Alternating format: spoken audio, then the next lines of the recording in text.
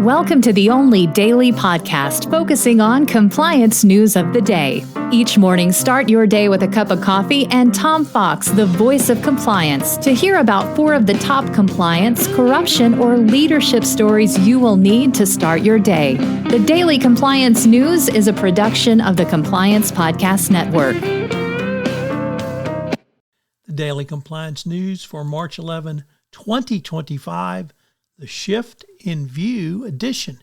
We begin with that story from the Financial Times, which reports that Barclay's bank chair Nigel Higgins has shifted his view on Jess Staley's relationship with Jeffrey Epstein. Higgins tells court that information which has come to light paints a different picture of the nature of the relationship of those two. A London court heard testimony that Higgins explained affectionate emails that Staley sent to Epstein being the way he writes to lots of people. However, in an accompanying witness statement, Higgins acknowledged the bank would have questioned Staley more thoroughly about his relationship if it knew now what it knew then. This evidence comes in Staley's legal case against the Financial Conduct Authority to overturn his ban from banking and the fine imposed by him for recklessly allowing Barclays to mislead it in a letter to the bank sent to a regulator over the nature of the relationship. Next up from Business World, they report that the SEC has canceled the corporate registration of the environmental recycling company Economini. I know I butchers that, sorry. The certificate of incorporation was canceled because the SEC said the company failed to register for soliciting investments with the proper license. It ordered the company to pay a $1 million fine for offering this, and so it was all looks like pretty much political retribution by the SEC.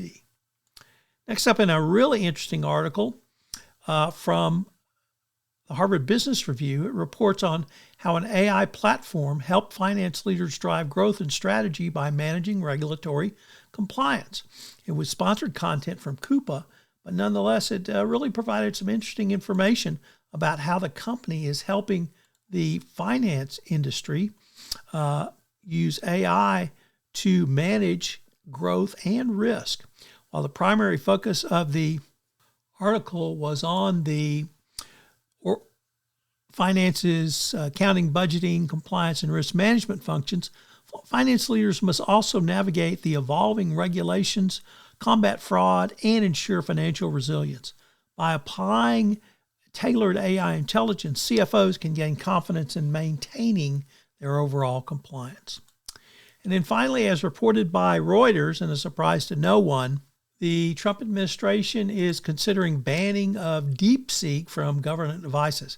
I can't imagine that they would consider anything else, as this is a Chinese-owned AI, and anything you put into it, of course, will then be sucked up by the Chinese. So in this instance, I certainly applaud the Trump administration for considering and hopefully banning DeepSeek from any government device, and I hope a perhaps stronger ban for use in the U.S.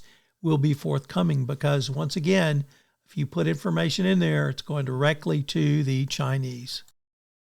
At the start of this podcast, the sponsor for the entire Compliance Podcast Network is Ethico.